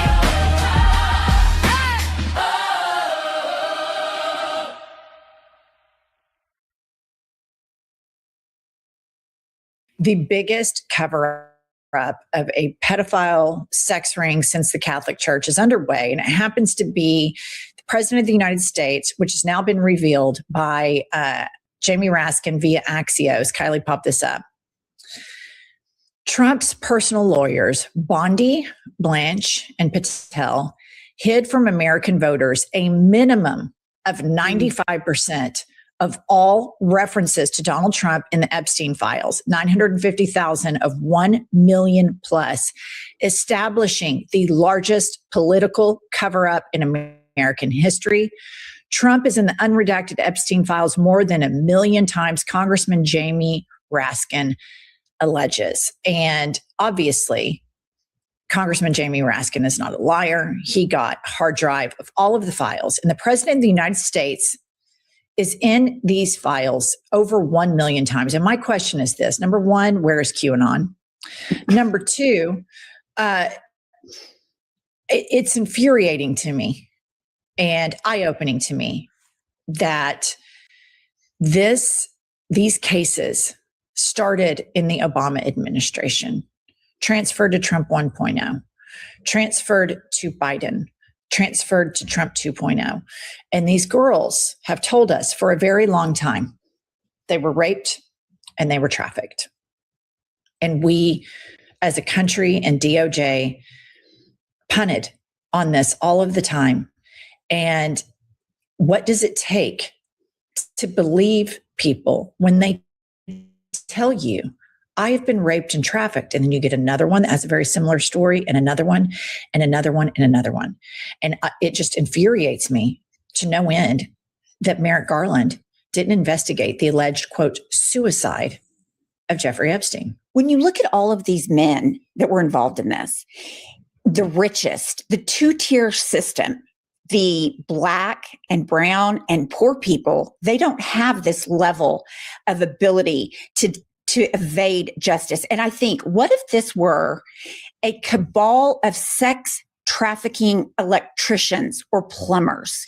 Would the DOJ continue to allow it? What if this was Black and brown communities that had this huge sex trafficking ring? Would the DOJ and the FBI ignored it? Because I don't think they would have. Because you look at the Capitol, everybody said, oh, well, it was just a tourist visit because everybody was white. Do you think they would have had more arrests and more outrage if it was Black and brown people? Well, of course they would have. But the two-tier system of justice, it is not just in Republican administrations, it's throughout the course of this. Because Ghislaine Maxwell is the only one in jail for these crimes. Yet we know there are 4 co-conspirators that are being protected by the Department of Justice. And I would just say, if they were Black people that stormed the Capitol, they would have been shot. They would have been shot. The backup would have been called, and they would have all been shot, period, because that's what law enforcement has historically done to Black people. It would have been a completely different play out. But here's Caroline Leavitt. I want to remind you, we started off this episode. Her boss, 1 million times in the Epstein files. 1 million. 1 million times. Here's Caroline Leavitt on the administration's position on this issue.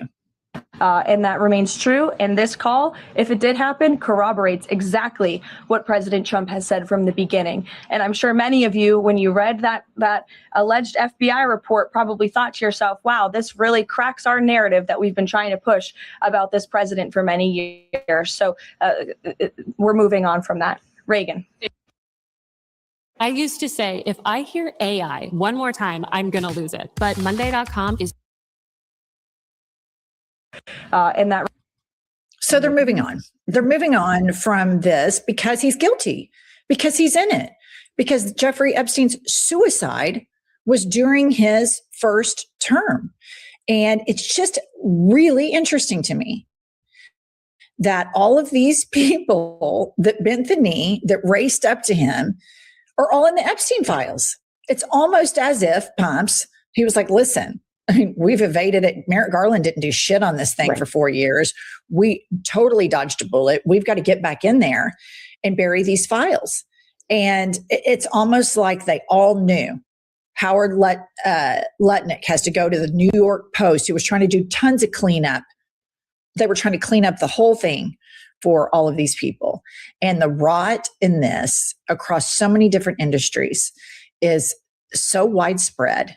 It's worse than a cabal. It is some of the most egregious, depraved sexual depravity of women and girls that I've heard of since the Catholic Church. And the fact that this is in the government, and then when you lump into this that Jeffrey Epstein was clearly, my opinion, a Mossad agent, and the Western media absolutely will not talk about his dealings with the government of Israel. So that's kind of screwed up.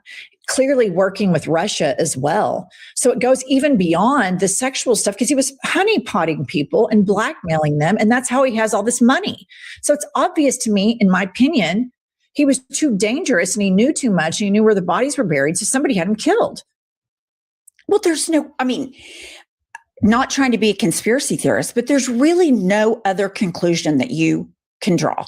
In 2008, he got off pretty much scot-free. He checked in at night to the prison. Then he gets, arrested. And that was on the down low. I don't know. I think that was a surprise to everybody in his inner circle that he was arrested. And then the fact that he died and was never able to name names, I just fucking call bullshit on that. It's too convenient. They took I'm sorry. No, I totally agree with you. Completely concur with that. Okay. So while Caroline Leavitt and the White House are moving on, I would think they're like, oh shit, this is a problem. Like, there's some bipartisan support and they are all gas, no brakes on this thing. So in my opinion, I've always seen this Trump 2.0 regime govern as though they're never going to face accountability. And I'm gravely concerned about the midterm elections and future elections in this country, because the Republican Party, they tell you they're so pro-America, but they get their inspiration from governments like Hungary and governments like Turkey and governments like Russia. While they tell you, rah, we're pro-USA, they don't get inspiration from the founding fathers and to make a, quote, more perfect union, to fix mistakes, to legislate a better government, to provide more equality, more justice. No, they look to dictatorships for inspiration. CPAC, Turning Point, has their conventions in these two-bit dictatorships. So all of the things of these countries I'm talking about is they've rigged their elections. And this is the Republican Party's goal now. The Atlantic is reporting the following. Election officials told us they are now getting ready for interference from both foreign adversaries and the White House. This is so Stunning. That sentence, getting ready for, we know foreign adversaries have been messing with our elections and algorithms as much as they can. But they're looking at election interference from the White House. So as Caroline Leavitt said, we're moving on. Rest assured, they're moving on to do everything in their power to prevent the incoming blue tsunami and trying to fix it and rig it. But here's what I want to say, and this is super important. A lot of their talks about making it more difficult to vote are voter suppression tactics, where people will just go, I'm just going to descend into nihilism. It doesn't matter. They're rigged anyway. But they're also actively going to try to rig it. And this is where democracy has to be its most powerful. Every single one of us must vote. We must go, if you're a white person, you go hand in hand with Black and brown people, and you use your privilege. Go with them to their precincts, escort them, be with them, because that's where it's really going to rain down on them. And the turnout must be too big to rig, because they are going to do everything in their power to never face accountability for this. And as you can see with these Epstein files, it's every single person, from the billionaires to the cabinet to our adversaries.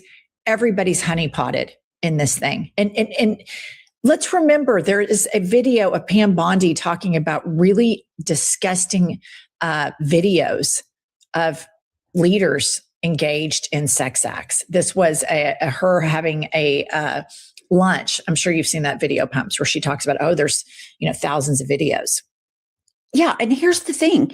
Are they allowing Congress to see those videos, these Congress people that are going to the FBI? Because we know they haven't released those publicly.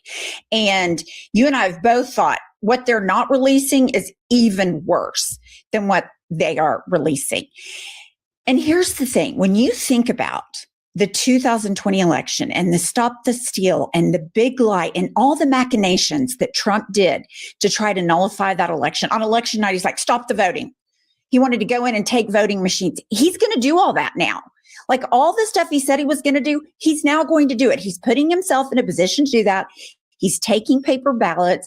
He's handing. All right, y'all.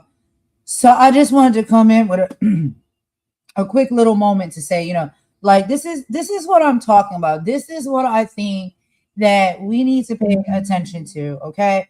For starters, we know that this world, we know that this country and other countries even maybe as well, it's not what we would like it to be. It's not in the best place.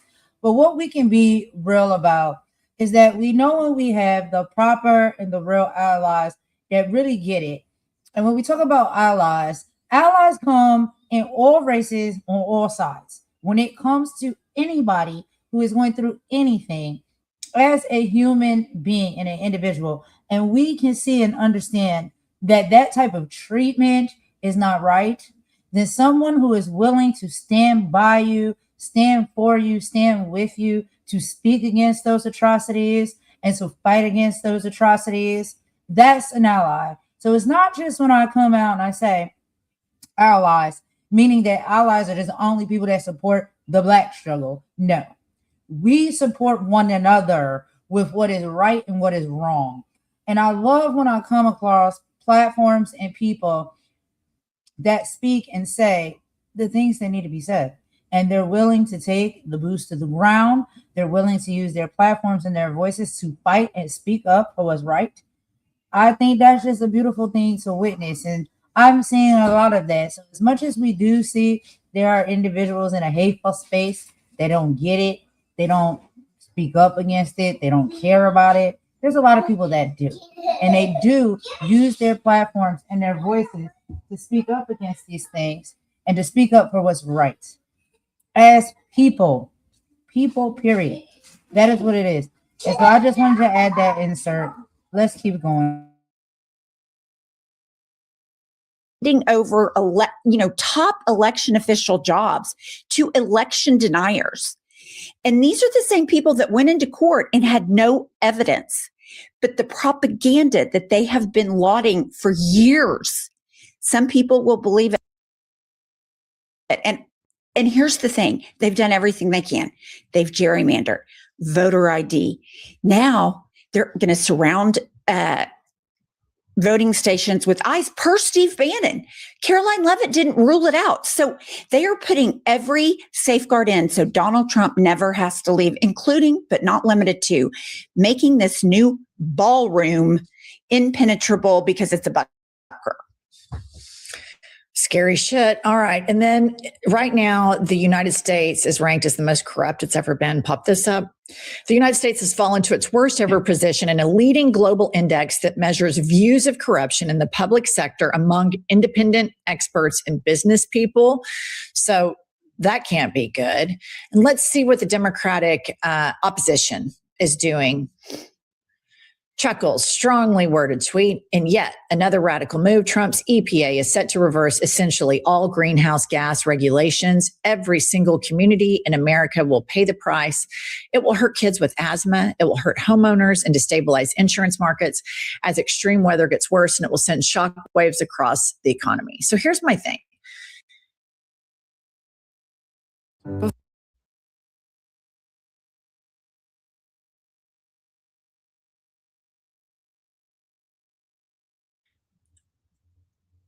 Chuckles, when you say it will hurt kids, that's true, but you're just not a credible messenger in my book. Because a couple of weeks ago, you were talking to your AIPAC donors and your Israeli donors and your pro-Israel PACs, and you were saying that one of the most important things you do in the Senate is make sure Israel gets every dime it can get. The same Israel that's committing a genocide, that is disproportionately killing kids. So when you tell us that you give a fuck about the EPA and those kids, what I think you probably do. But what I'm curious about is how do you cherry pick which kids to care about? Because for me, I care about all the kids. Palestinian, when we were involved in the Iraq war, I opposed that war and I cared about the Iraqi kids. I care about kids here. I care about the kids that are being kidnapped and put into ICE facilities that you and Hakeem Jeffries continue to play patty cake and be fascist collaborators and fund. So spare me these tweets where you are morally duplicitous, that you claim to care about American kids and American kids only, when your votes show that you don't universally support children. You only do when it helps you.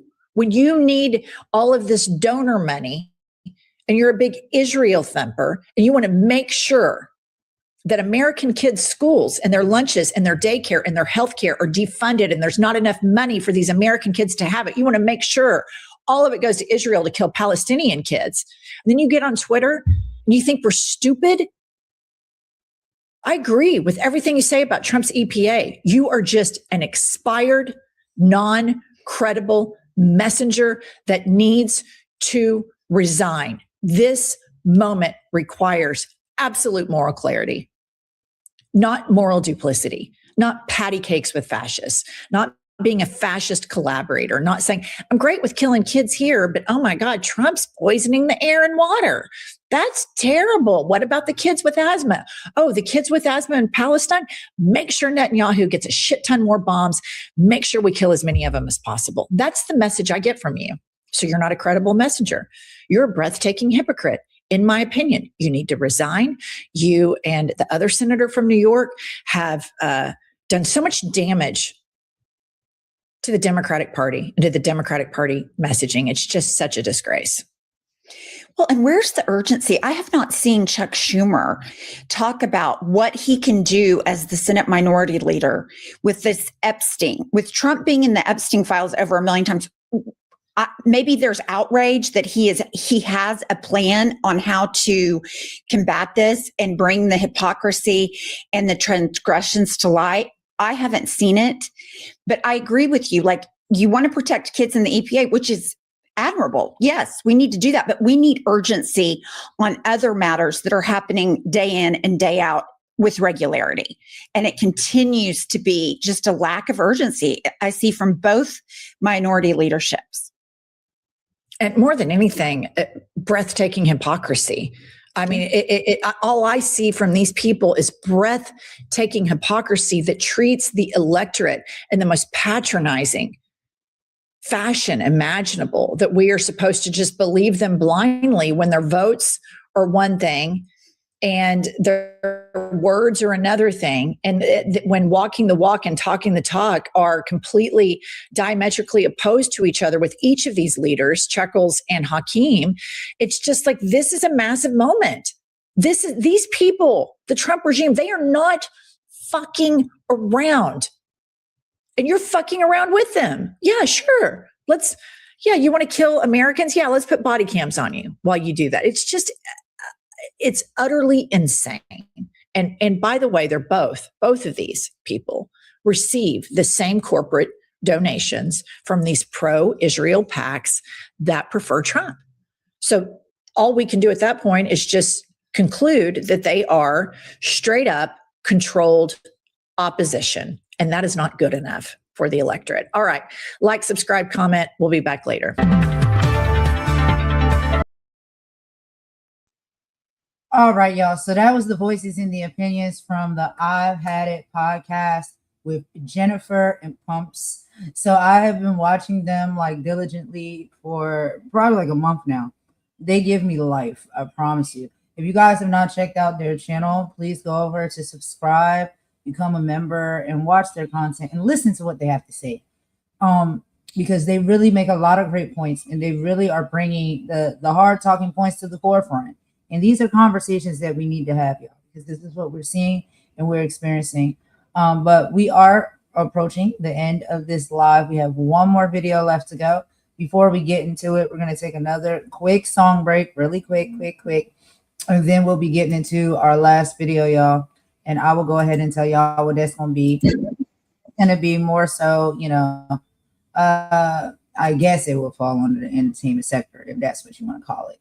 But Stephen A. Smith had a reaction, a very emotional reaction to, as we know, the photos that were put out of Obama and Michelle Obama, depicting them as apes. And so we're just going to end the live with that. Let's hear what he had to say, okay? We'll get into it in just a moment. Let's take this quick song break, and we'll be right back.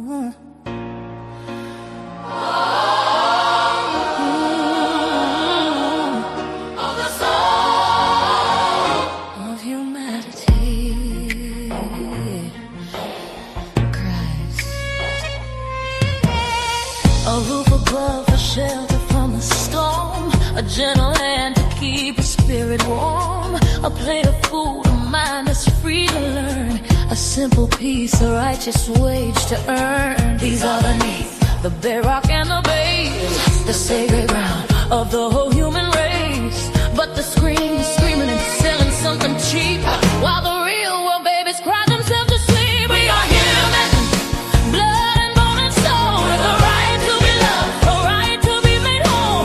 This is our story, this is our sacred song. In the eyes of the Creator is where we all belong. We are human, with more beyond the hate roots and the loaded dice. We're human, worth more than they can prize. Beyond the hateful whispers and the loaded dice.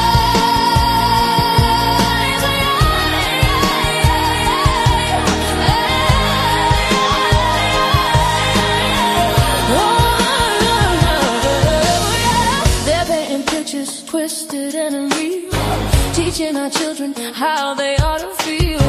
Their values in the label on your shoes. Oh, the filtered life you're desperately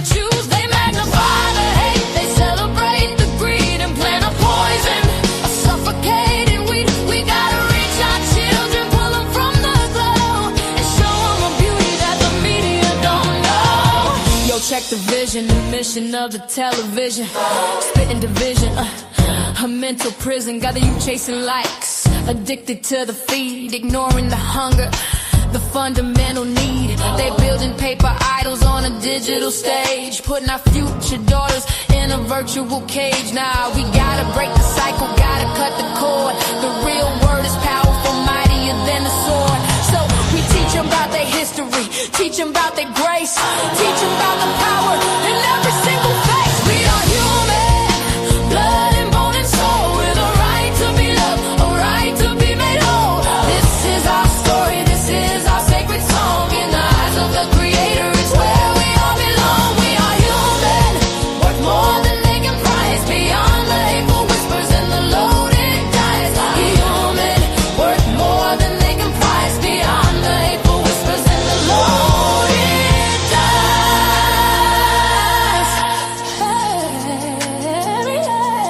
We will build a world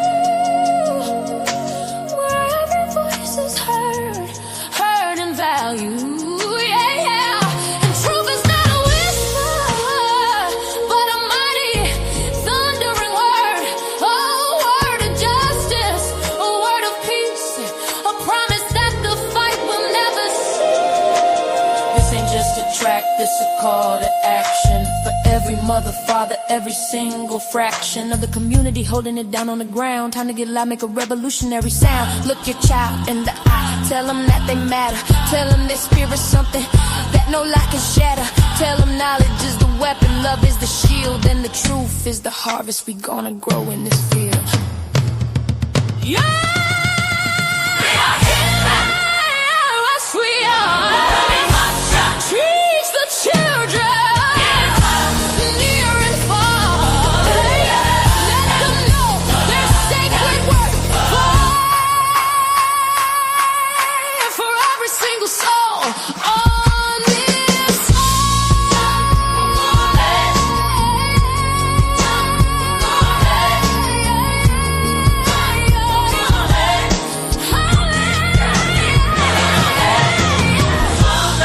a right to live, a gift to get it.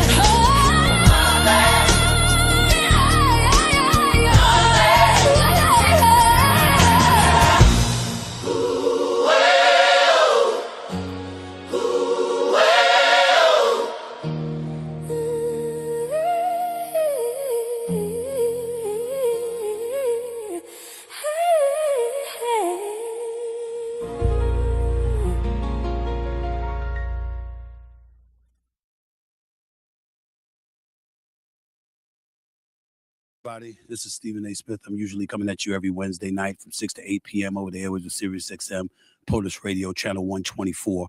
And obviously, for the purposes of my YouTube show, I usually do a couple of additional shows outside of the POTUS channel, even though you could always usually get my sound and my audio from POTUS Radio. I just wanted to address this subject, and that's essentially involving the President Donald Trump posting a video depicting former President Barack Obama and former First Lady Michelle Obama as apes. I'm going to say that again. Depicting the first Black president in United States history and the first Black First Lady in United States history as apes, monkeys. In the year 2026, that has happened. Now, before I go into it, let me say this. The White House says that it wasn't the president's fault. Even though the video has been removed from the president's Truth Social account, they are pointing the finger of blame to a White House staffer who they say erroneously made the post, and it has been taken down. Caroline Leavitt, the press secretary for the White House, initially came out defending it by saying it apparently was AI generated. It was an AI generated clip portraying Barack and Michelle Obama as apes. What do you think about T-Mobile Home Internet only being $35 a month?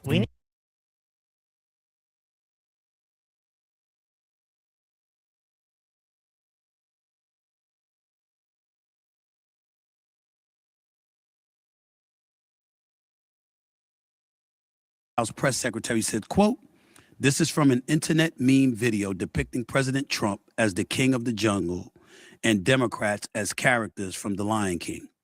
Please stop the fake outrage and report on something today that actually matters to the American public." To Caroline Levitt, are you black? I'm being facetious, obviously. Who are you to say it's fake? Who are you to say the outrage is fake? Who are you to say something like that?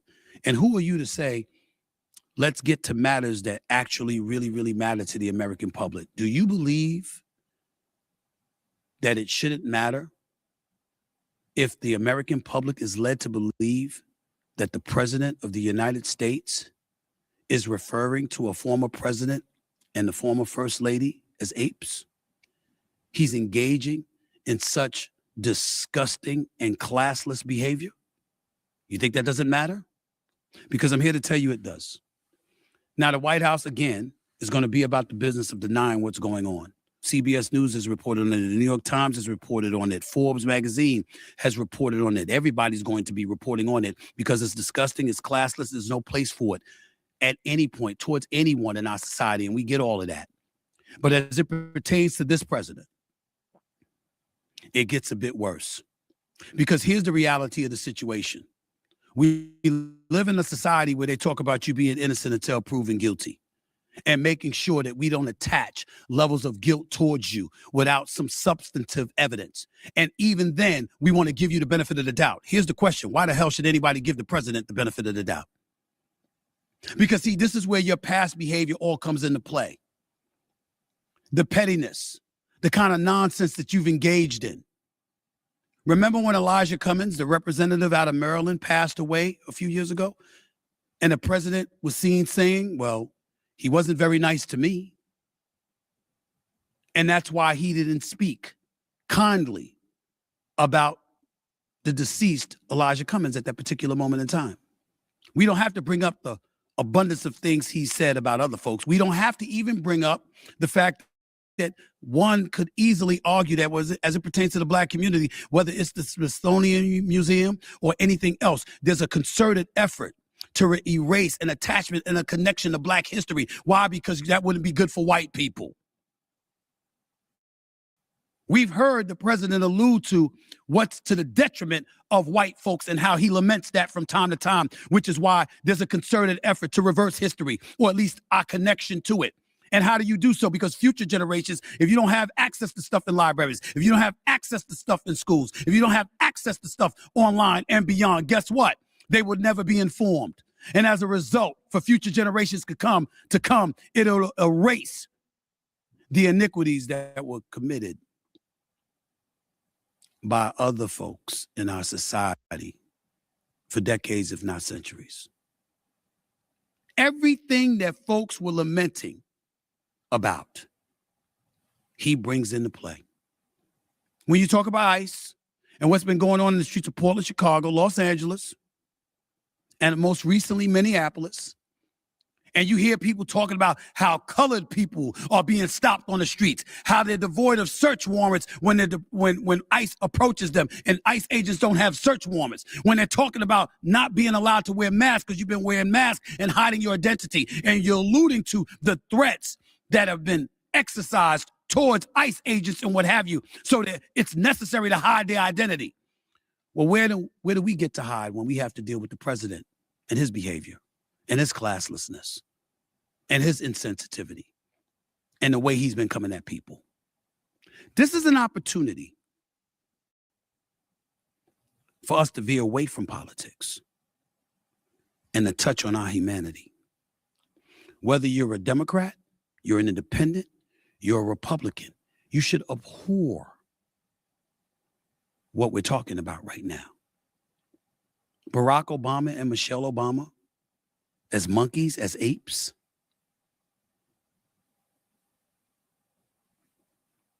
Recently, Senator Chuck Schumer, a Democrat out of New York City, alluded to the whole voter registration issue in the SAFE Act as an extension of Jim Crow 2.0. I went on the record and said that was engaging in hyperbole. That was a bit excessive. I don't feel that way now. Not after this. He alludes to something, taking something that you're doing from a legal perspective and attaching racism to it. And just days later, you validate his suspicions and his skepticism. Don't let me get into the punk ass approach that I'm witnessing right now, where we're saying, hey, it was a staffer, it wasn't him. By the way, a staffer who is anonymous. So it was somebody within your administration who's anonymous. Therefore, since we don't know their name, they don't get to be held accountable if it was indeed them. So for all we know, even if you weren't telling the truth, who's to say there would be ramifications for such a vile act? You didn't give us their names, so we don't know who it is, which means we don't know what's being done to them for making such an error in judgment. But for the record, speaking purely for myself and no one else, I don't believe your ass is one bit. There's no way that I believe for 1 second that this was some anonymous staffer. This president is waking up 4 in the morning tweeting or sending out posts on his Truth Social platform. Suddenly it's somebody else's fault. Somebody else would make a mistake with a post so vile that stayed up for 12 hours. This is a president that gives you every impression he lives on the platform. He ain't off the platform for 12 minutes, let alone 12 hours. And suddenly we're supposed to believe otherwise. This is an opportunity for Democrats and Republicans, for American citizens on both sides of the aisle to come together and say, we don't want this shit. We want nothing to do with it. We don't want somebody like this representing us. This has nothing to do with politics. This has everything to do with decency, decorum, and looking out for your fellow men and women and understanding that there is a level of respect that they require and that they deserve. And we want our leaders to act accordingly. And anybody who doesn't fall in line with that, we don't want them, we don't need them, we don't want anything to do with them. This ain't about J.D. Vance. This ain't about Marco Rubio. Hell, this ain't about Kristi Noem or Pam Bondi or Kash Patel. We've had an abundance of people on this show from both sides of the aisle. We've had Governor Westmore. We've had Governor Josh Shapiro. We had Governor Spencer Cox. We've had Minority Speaker of the House, Hakeem Jeffries. We've had Madeleine Dean, representative out of Pennsylvania. We've had former Senator Joe Manchin out of West Virginia. We've had Jim Jordan. We've had Chip Roy, both of them on the right. We've had Senator Lindsey Graham. We've had Tom Cotton for the Senate Intelligence Committee. We've had Ted Cruz. We've had Representative James Clyburn. None of them would do this. None of them. Both sides of the aisle. We're being fair here. None of them would do this. Think switching to T-Mobile's a whole complicated thing? Nah.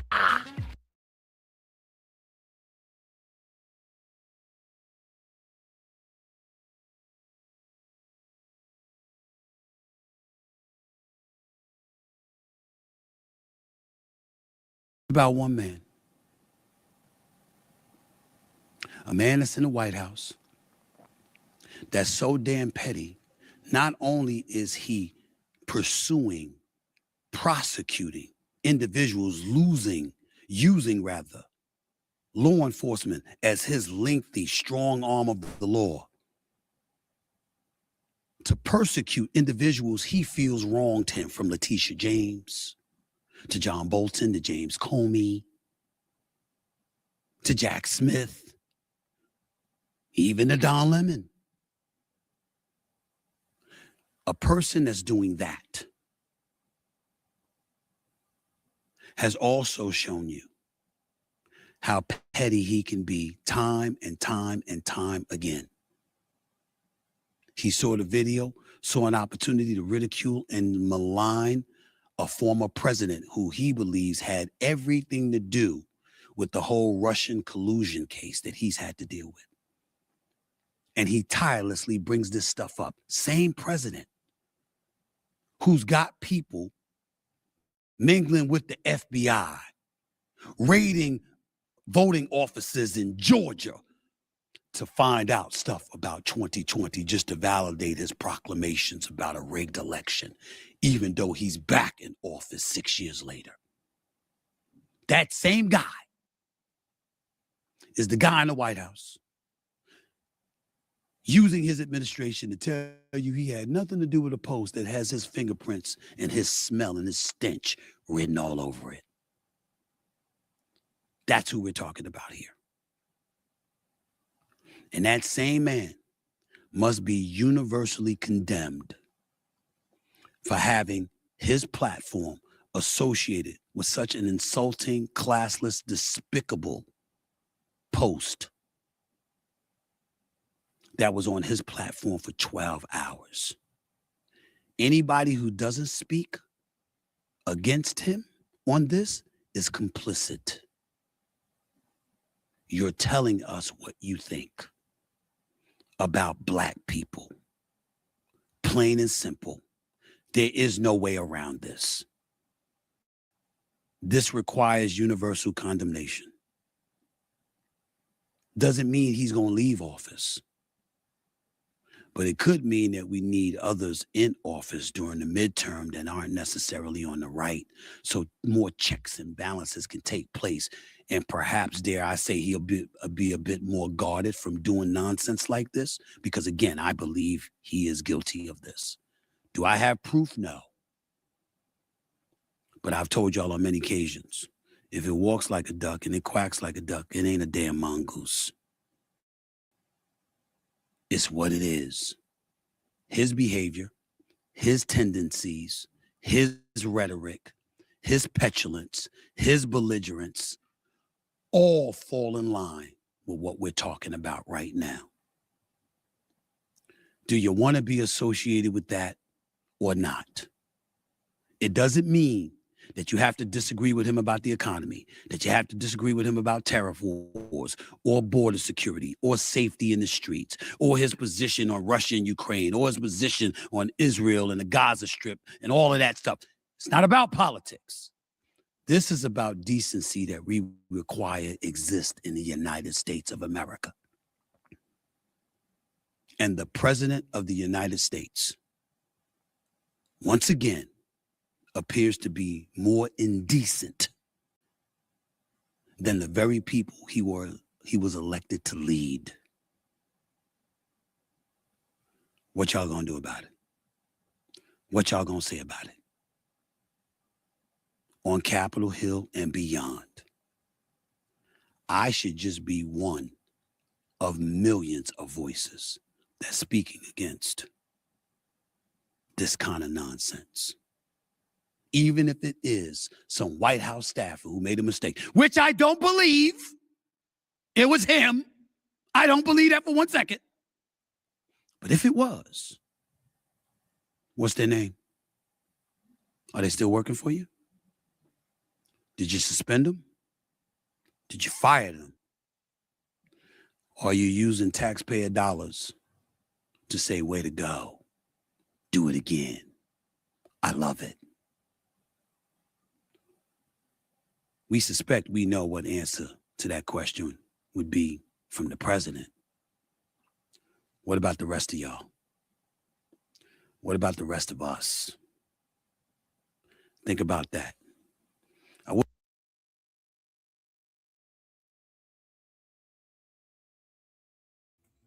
All right, y'all. So, that was a long live. We're about to get reaching the 2-hour mark, so we got to go ahead and end it. But that was Stephen A. Smith, and he had a lot to say, when it came to that depiction that they made of Barack and Michelle Obama and showing them as apes. We did cover a lot here on this live, but I want you to really take a deep breath and really hear what I'm going to say right now. We are witnessing in Washington right now the collapse of leadership in the House, the portrayal of survivors in the Epstein hearing. It isn't just a political show. This is a mirror reflecting the soul of our nation. When we see an attorney general sit inches away from victims and refuse to even turn her head to acknowledge their pain, we are seeing a system that has forgotten who it really and truthfully serves. And look, I have a little props to give where they are due. Stephen A. Smith just now stepped up and spoke out on the truth. When it comes to that Truth Social video depicting the Obamas as monkeys and apes, he spoke up well. And he spoke the truth on that topic because that kind of blatant racism has no business in our leadership. When people with a platform use their voice to call out wrongdoing, we need to acknowledge it because we need everyone in this fight. But the fight doesn't stop with a viral video. We cannot afford the luxury of turning our heads the other way anymore. We cannot look at the chaos, the cover-ups, and the hate and say, that's not my problem. It is all of our problem. It is the problem of every mother. It is the problem of every grandfather. And it is the problem of every citizen who wants a future for their children, whether it's in this country or another. Truth is not a suggestion. It is a foundation. If we don't stand for it, if we don't fight for it, we will lose the very ground that we stand on altogether. They want us divided because a united people is the only thing that they fear. We need unity, and we need it like yesterday. So stay awake, stay loud. Don't let them redact the truth from your life. We are the warriors and the watchmen for our people and our communities. Stand for the truth, fight for the truth, and never stop demanding justice. Thank you for being here with me today. Peace and power to you all. I will talk to y'all on the next live. Golden out. Bye.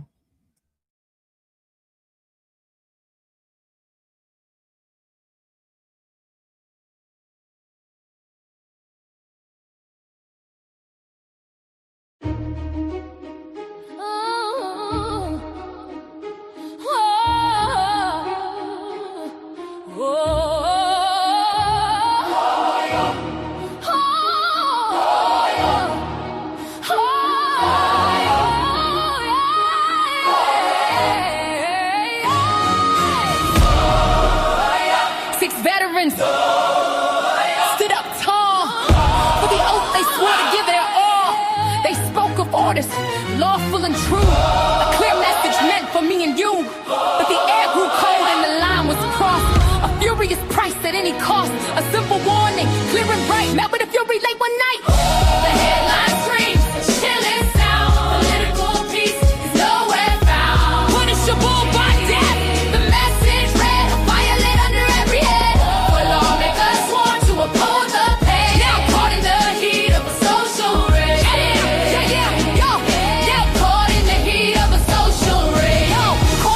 On a digital stage, turning the Constitution's page. He reposted words dark and profane, inviting the crowd to call for the change. Bubbles that said, hang them, history's grim call. Put a target on the Capitol wall. In the heat of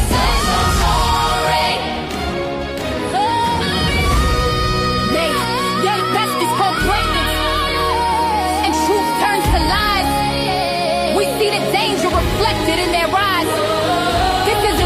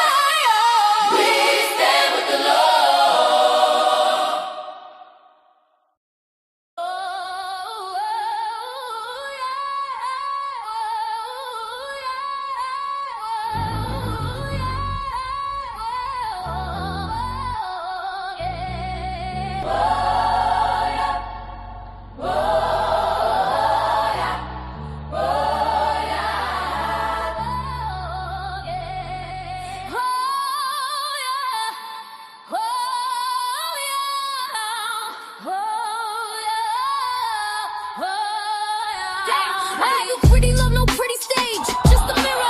One, the deaf pay attention. Check the manifest, they drag us from the coast. Middle passage madness, where we lost the most. Packed in hoes like cargo, spirits in a cage. Built a brand new nation, lived a life of rage. Yeah, we were the property, the 3/5 compromise. Picked the cotton, built the White House with our hands inside. And they watered all the poplar trees with our blood and cries. Yeah, you know what they were for beneath the southern skies. That strange fruit hanging message of their hate. A simple wrong look was enough to seal your fate. To my brown kin, they just stole it, called it manifest. Killed the Aztecs, stole the planes, put them to the west. The good old days, the signs on the wall. They want us broken, silent, waiting for the call. They wanna push us backwards, drag us down to hell, but we ain't going back, not going back. We ain't going back. We ain't going back. We ain't going back. Let's talk about a word. Say your word. Let's talk about a word. See how it sticks. 6 letters, COLORED to politics. Not a person, just a label, just a shade on a chart. A legal way to tear a whole damn race apart. Colored water fountain, colored waiting room, colored entrance round the back, a social living tomb. Jim Crow was the law, man. Segregation was the tool. Taught a child to hate his own skin before he went to school. And it ain't just here, that's the global view. Apartheid, colonization, yeah, they did it there too. That word was a weapon, a boot on the neck to say you live, you die, you move at our check. They want the good old days, the signs on the wall. They want us broken, silent, waiting for the call. They wanna push us backwards, drag us down to hell, but we ain't going back. We ain't going back. We ain't going back.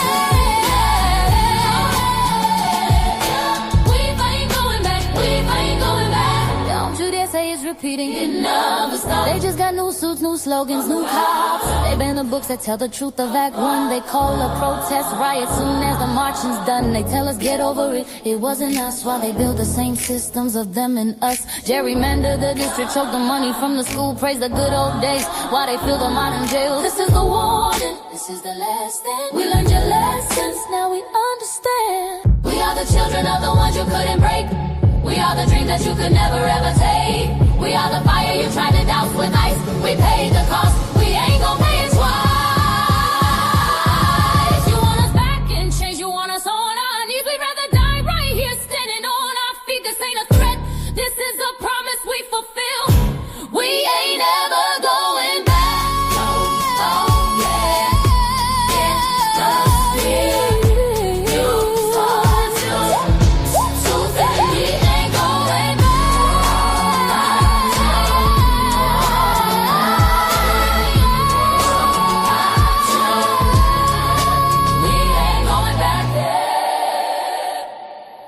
We'll fight you tooth and nail.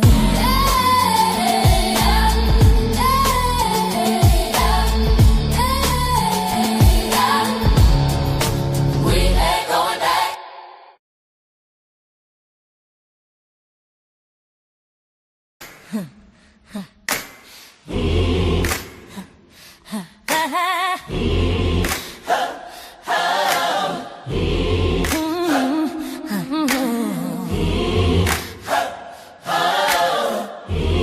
Oh, say, can you see?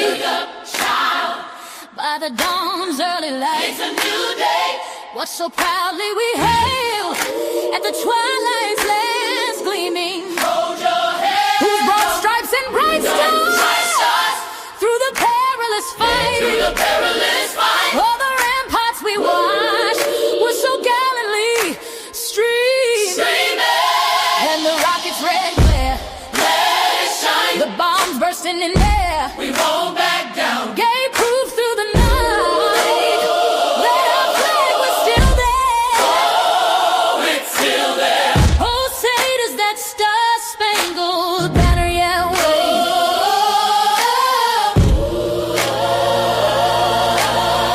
wave? Wait for justice.